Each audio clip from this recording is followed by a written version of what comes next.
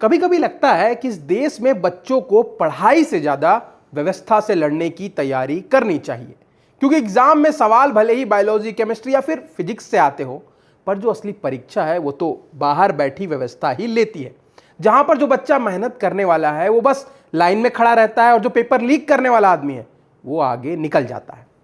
इन्हीं समाज की सच्चाइयों के बीच कॉकरोच जनता पार्टी के प्रमुख अभिजीत दिपके ने प्रधानमंत्री नरेंद्र मोदी को एक खुला पत्र लिखा है, जिसमें उन्होंने छात्रों की मौतें, उससे उनके परिवार का दर्द, परीक्षा व्यवस्था की नाकामी को लेकर सरकार से सीधा जवाब मांगा है। दिपके ने अपने पत्र में लिखा कि मैं आज भारी मन से आपको यह पत्र लिख रहा हूं ताकि आपका ध्यान एक ऐसे गंभीर संकट की ओर आकर्षित कर सकूं जो हमारे राष्ट्र के भविष्य को ही खतरे में डाल रहा है, हमारे युवा छात्रों के जीवन और मानसिक व्यवस्था को खतरे में डाल रहा है। पिछले कुछ हफ्तों में हमने दुखद रूप से कई आत्महत्याओं की खबर सुनी है। 11 युवा छात्रों ने अपनी जान गंवा दी। सबसे चिंताजनक बात यह है कि इसमें से 5 दिल दहला देने वाली घटनाएं पिछले 48 घंटे के भीतर हुई है।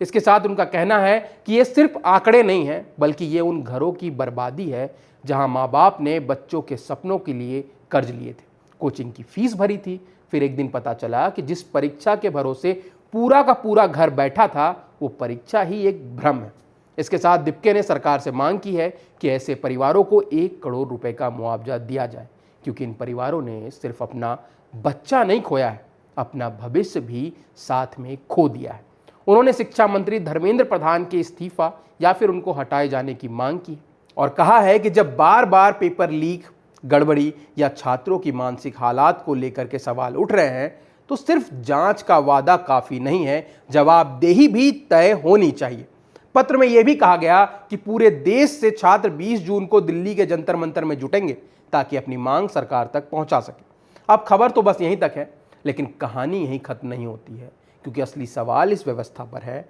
जो बच्चों से कहती है कि मेहनत करो, मेहनत का फल मिलेगा, जो हमने आपने बचपन से सुना है। लेकिन ये कोई नहीं बताता कि एक टाइम ऐसा भी आएगा जब हम इस इंतजार में रहेंगे कि हमने पेड़ लगाया है, फल जरूर मिलेगा, पर फल मिलने से पहले ही कोई पेड़ हिलाकर हमारे पीछे सारा फल ले जाएगा। बच्चे सालों तक मोबाइल छोड़कर, त्यौहार छोड़कर, शादी ब्याह से दूर रहकर, रात दिन भर पढ़कर, माँ बाप हर महीने फीस भरते हैं, कोचिंग वाले सपनों की दुकान चलाते हैं, देश के मंच से युवाओं को देश का भविष्य बताया जाता है, परीक्षा पर चर्चा भी हो जाती है, फिर एक सुबह खबर आती है कि जिस एग्जाम को आपने इतनी शिद्दत से दिया था उसका तो भाई पेपर लीक हो गया है।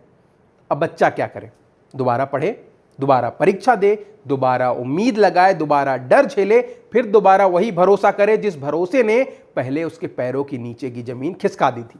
और कमाल देखिए, गलती कोई भी करता है, सजा छात्र को मिलती है। पेपर लीक हुआ, छात्र फिर से पढ़ लेगा, परीक्षा टली, छात्र इंतजार कर लेगा, नतीजा रुक गया तो छात्र घुटेगा, और अदालत गई बात तो छात्र अटका रहेगा। और अगर गलती से वो टूट गया तो समाज बड़े आराम से कहेगा कि बच्चा ही कमजोर था।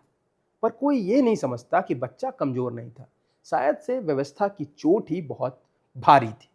क्योंकि वो बच्चा सिर्फ क्वेश्चन पेपर से नहीं लड़ रहा था ना, वो तो परिवार की उम्मीदों से भी लड़ रहा था, पड़ोसियों के ताने से लड़ रहा था, उम्र निकल जाने के डर से लड़ रहा था, और सबसे ज्यादा उस व्यवस्था से लड़ रहा था जो हर नाकामी के बाद वही पुरानी लाइन बोल देती है कि दोषियों को छोड़ा नहीं जाएगा।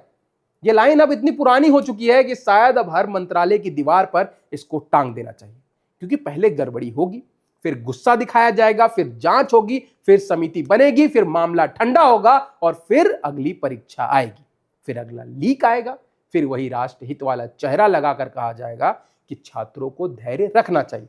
धैर्य? बच्चा कब तक रखेगा धैर्य? जब उसकी उम्र कट रही हो, जब परिवार की जमा पूंजी खत्म हो रही हो, जब शहर में हर महीने किराया देना हो, जब रिश्तेदार पूछते हो कि इस बार भी नहीं हुआ क्या, जब दोस्त आगे निकल रहे हो, जब घर वाले ऊपर से हिम्मत तो दिखाते हैं पर अंदर से टूट रहे होते हैं। और इन सब के बाद अब तो ऐसा लगने लगा है कि देश में पढ़ाई कम और जुआ ज्यादा हो गया है। अभिजीत दिपके की मांगों से कोई सहमत हो या ना हो, उनकी राजनीति पसंद आए या ना आए, लेकिन मुद्दा इतना साफ है कि उसे अब देशद्रोही के धुएं के पीछे छिपाना मुश्किल हो गया है। अगर मंत्री जी सफलता का श्रेय लेते हैं तो असफलता का जवाब भी उन्हें ही देना होगा। अब आपकी इस विषय पर क्या राय है, कमेंट सेक्शन में हमें जरूर बताइए। अगर आपको ये वीडियो पसंद आया है तो इसको लाइक करें और सब्सक्राइब करें बजरबट्टू दुनिया को।